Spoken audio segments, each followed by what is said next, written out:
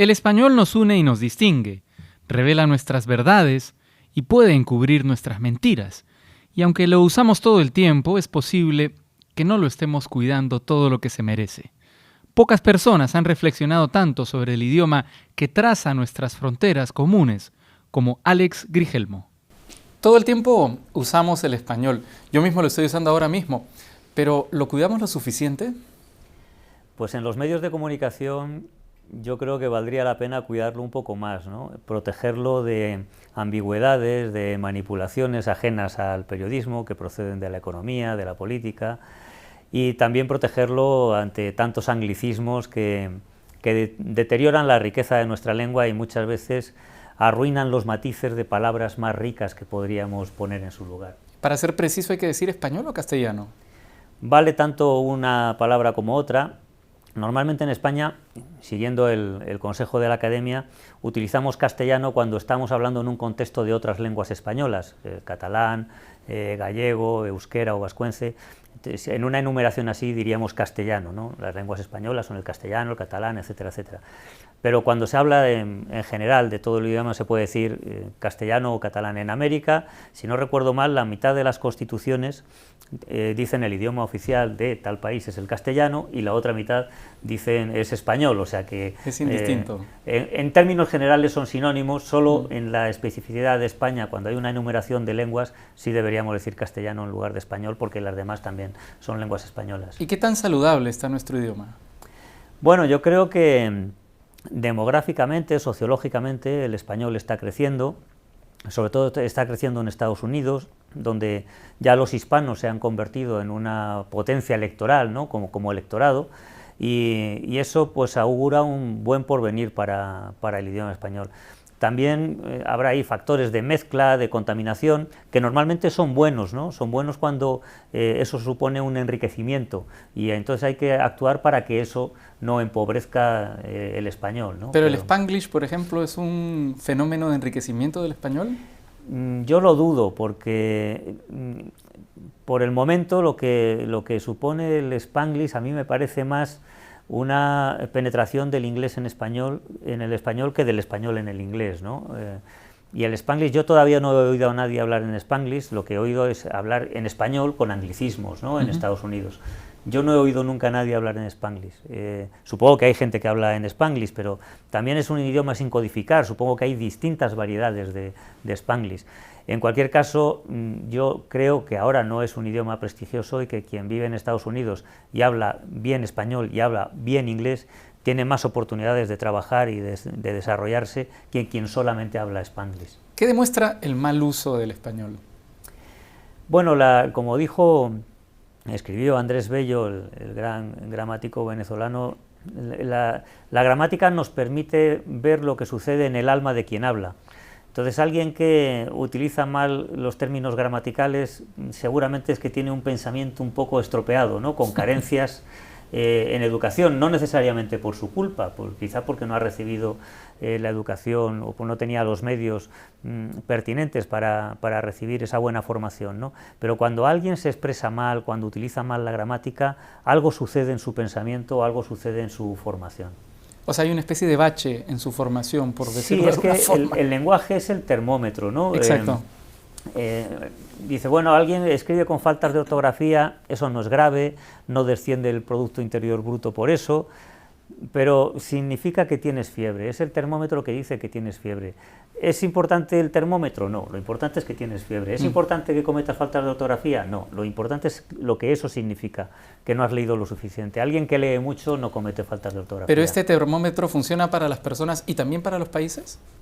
Funciona para las personas, para los países yo ya no me atrevería a decir una pregunta que se suele hacer, ¿no? ¿Dónde se habla mejor español? ¿Qué se la iba a hacer? Pues se habla muy buen español en Colombia, por ejemplo, y siempre suelo decir que en Colombia se habla muy buen español. Pero claro, una generalización así siempre es injusta. El lenguaje es nuestra herramienta de comunicación esencial, pero mal empleado también puede ser un medio de confusión u ocultamiento. Y cuando lo digo estoy pensando, por supuesto, en los políticos, ¿no? Que aprovechan la ambigüedad o los vacíos en la información en cada una de sus oraciones para tratar de vendernos aquello que no está en ellos, ¿no? Pienso, por ejemplo, en un dictador socialista cuando pierde una elección y dice que se mantendrá en el poder para evitar la invasión yanqui o imperialista, pero que cuando gana la elección dice que tiene que quedarse porque tiene el favor del pueblo, ¿no? ¿Cómo funcionan todos estos mecanismos que usted ha estudiado tanto?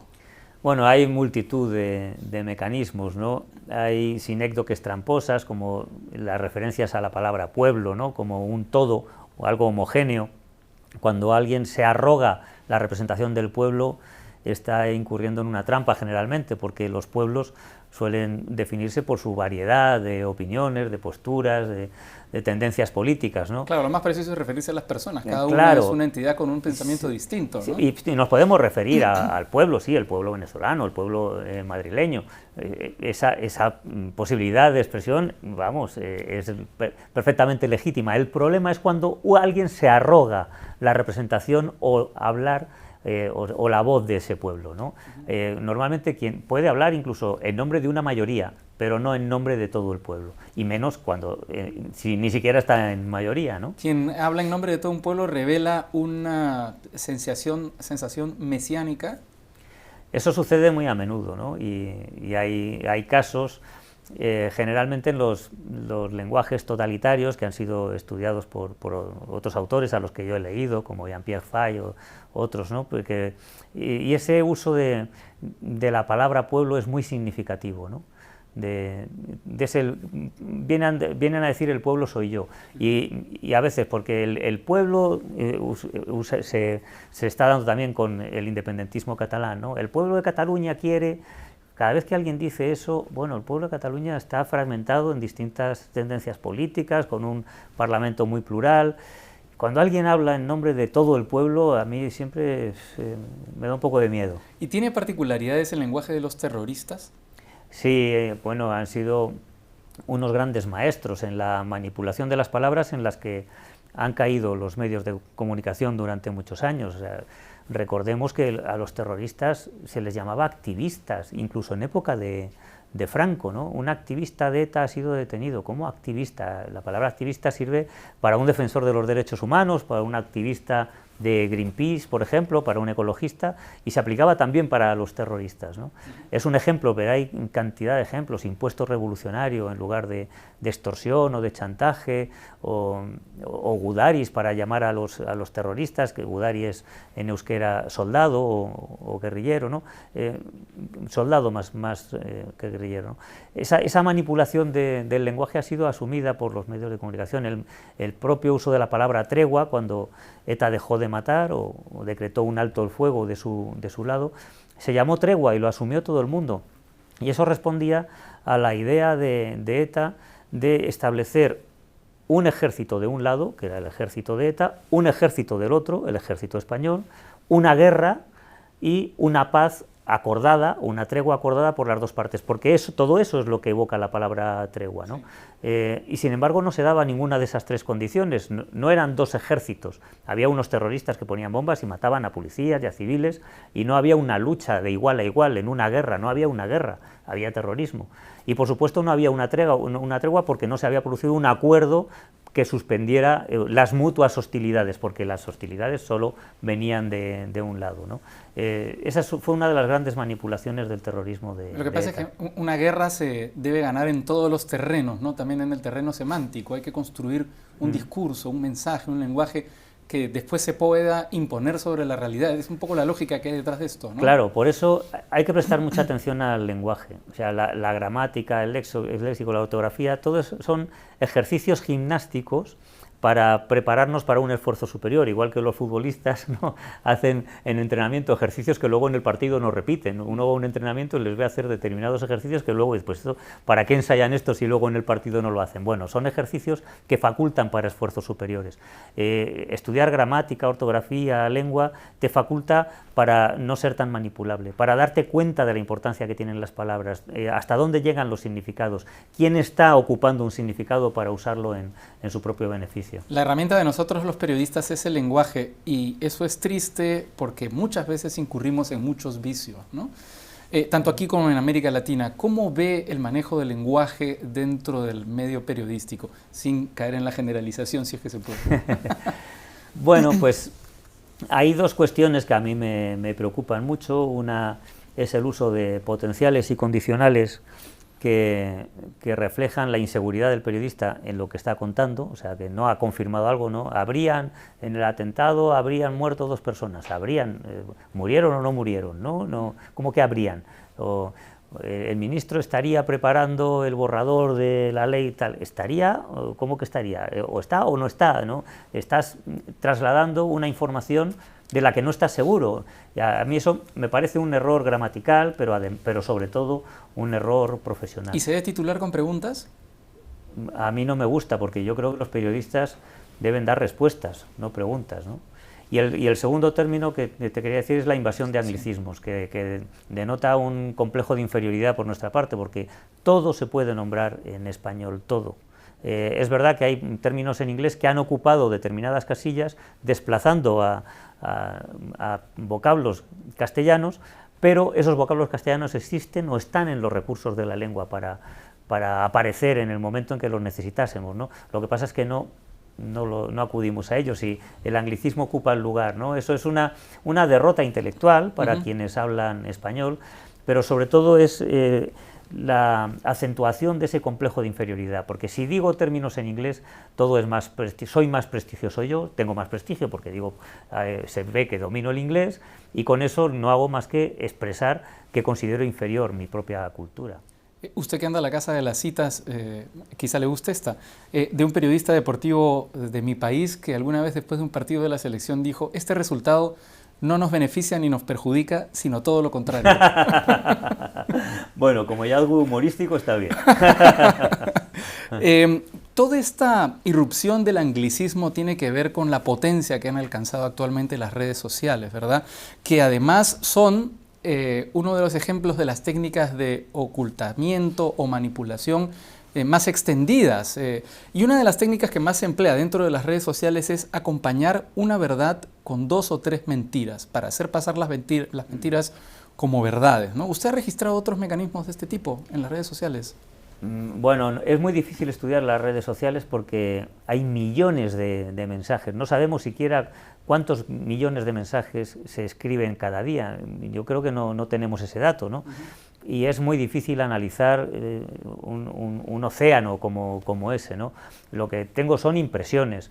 En las redes sociales veo un lenguaje muy asertivo, en el que todo el mundo está seguro de lo que dice, donde hay pocos quizás, pocos tal vez, pocos indefinidos, pocos ciertos o seguramente, o algunos, o a veces.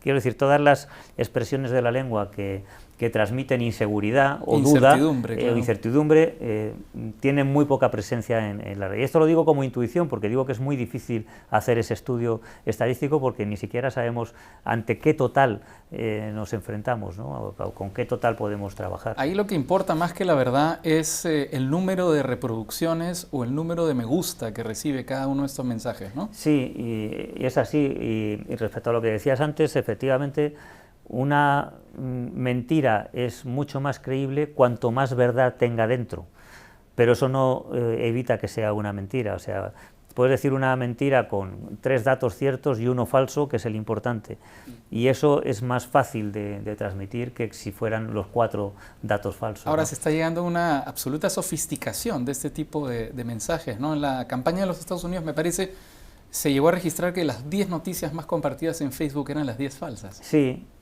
porque normalmente son informaciones muy atractivas, muy sorprendentes, y bueno, la credulidad ante esas noticias tiene que ver con la falta de formación y falta de lecturas y falta de conocimiento, ¿no? Yo creo que podemos estar de acuerdo en que son más manipulables las personas con menor formación, insisto, no por su culpa, porque puede que no hayan tenido los medios necesarios para recibir una formación, ¿no? Pero es más manipulable el que está menos formado. Y entonces este trasiego de los datos y el gran conocimiento de cómo son los seres humanos ahora es muy peligroso, porque alguien con toda esa información en su poder puede saber quiénes son más manipulables que otros. Es que ya si compramos los libros por internet y alguien sabe qué estamos leyendo, qué nos interesa, puede deducir nuestro grado de de formación, y alguien puede decidir, vamos a lanzar este mensaje a este segmento de la población que está menos formado, que tiene menos lecturas, menos cultura, y por tanto es más manipulable, ¿no? Estamos ahí entrando en un mundo muy, muy peligroso que convendría conocer. Ha dicho que no le gusta la palabra troll.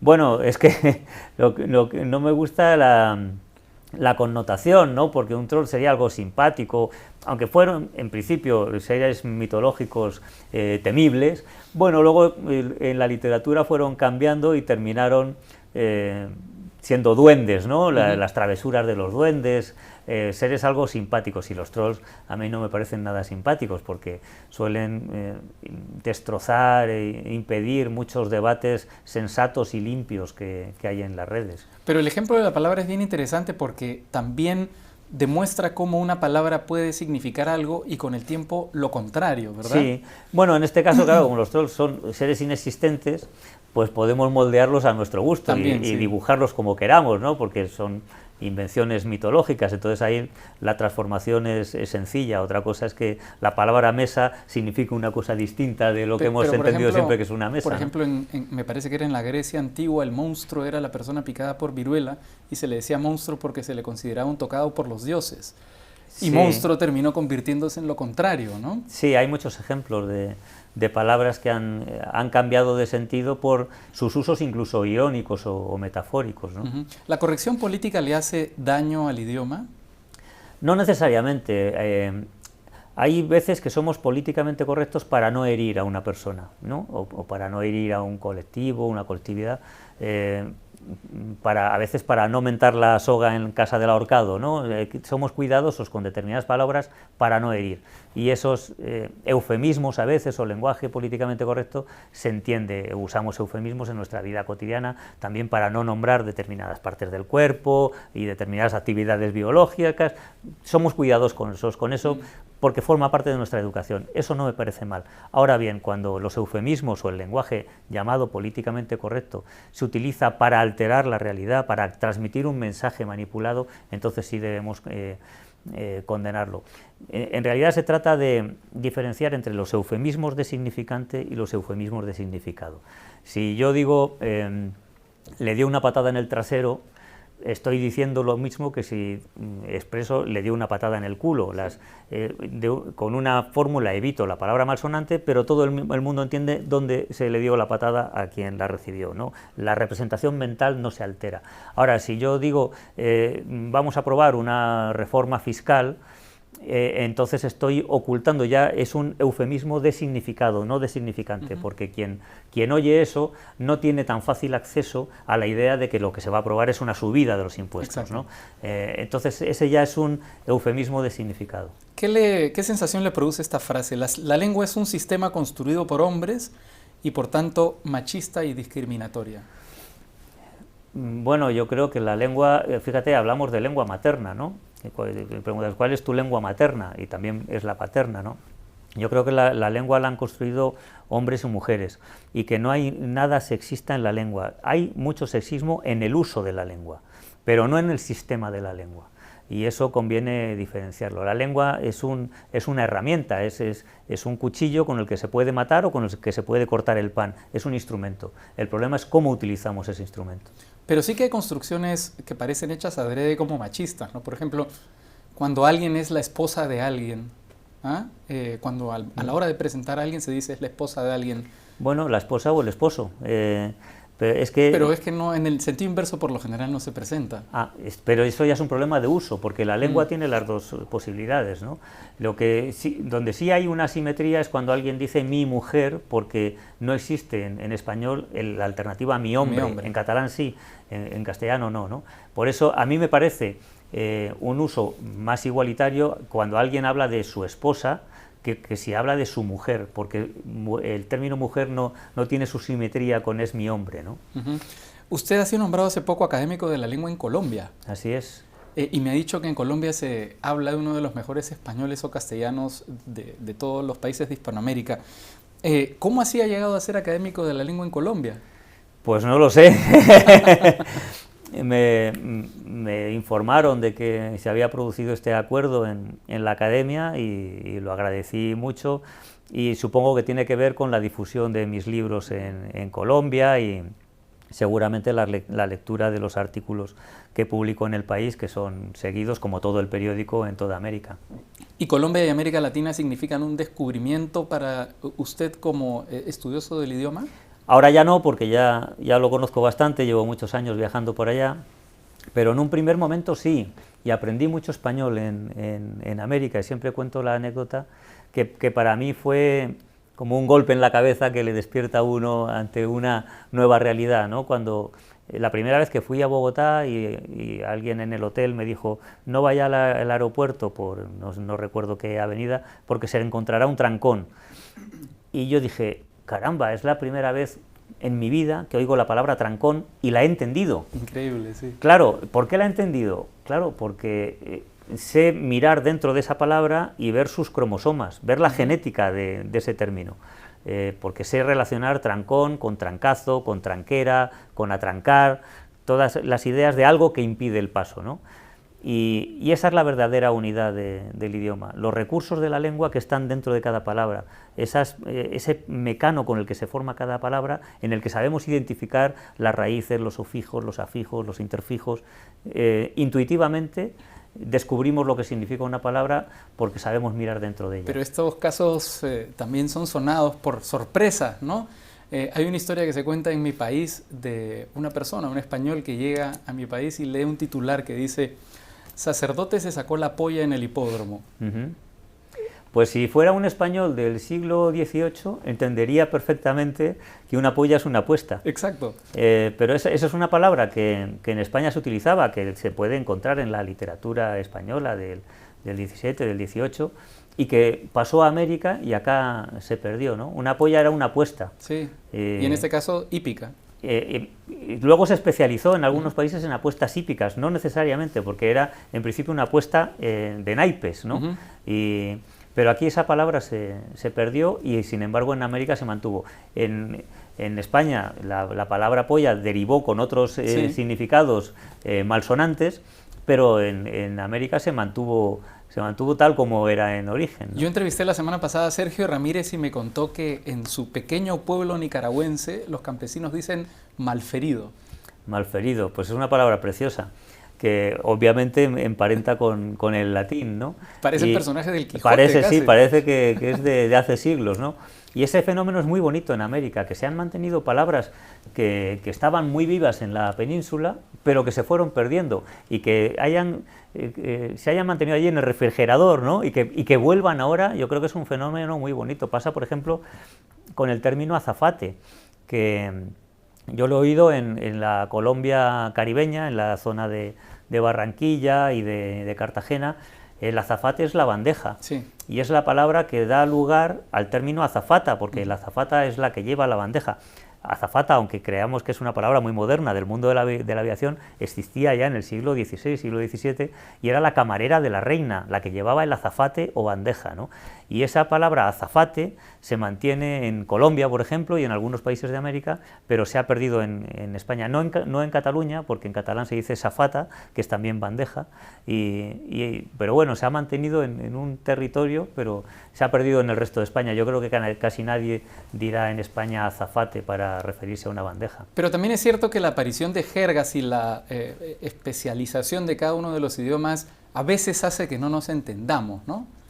Yo no creo que lleguemos a no entendernos, lo que pasa es que a veces nos divertimos con los distintos significados que tiene una misma palabra en los demás países, pero todos tenemos el conocimiento pasivo de las palabras que utilizan los demás. O sea, ¿qué le parece si le planteo un juego lingüístico, Alex, de jergas? ¿Qué pasaría, por ejemplo, en Panamá si alguien le dice, hey, dile al man que se formó la ponchera? Bueno, eso no sería un castellano muy puro, ¿no? En lo que se refiere a man, ¿no? Y ponchera no sé lo que es, pero supongo que será jolgorio. Es un fiestón, efectivamente. Porque sí, puedo identificar ahí lo que es un ponche, que es una bebida, ¿no? Y entonces, por analogía, puedo interpretar lo que significa, pero no es una palabra que yo use, desde luego. Y si un colombiano le dice, no se me timbre, parce. Vamos a ver, todos los países y todas las regiones tienen jergas y hay expresiones que utiliza un andaluz que quizá no las entienda alguien de Albacete, ¿no? Sí. Que no es un territorio muy... Hay muchas jergas profesionales y jergas locales y rurales, pero eso no se puede poner como ejemplo de diferencia sustancial en el idioma español, porque son términos que se utilizan en un ámbito familiar y coloquial, pero que nadie utilizaría en un congreso de cirugía o en un juicio que está defendiendo a alguien ante un tribunal, ¿no? Esto en Colombia significa no se moleste. Un venezolano puede decir cachicamo diciéndole a Morrocoy conchudo, que eso es mirar la paja en el ojo ajeno, y un peruano puede decir yara causa, no te rayes y bótame en mi jato. Lo de no te rayes también se dice por acá, ¿no? Sí. Sí, sí. Bueno, Alex, muchas gracias por esta conversación y por permitirnos este momento para reflexionar sobre nuestro idioma, que como dije, usamos tanto, con tanta frecuencia, lo estamos haciendo ahora mismo, pero a veces lo cuidamos poco porque reflexionamos poco sobre él, ¿no? Conviene pensar más sobre nuestra lengua y mirar dentro de las palabras. Siempre hay sorpresas. Muchas gracias. Gracias a ti. Un gusto.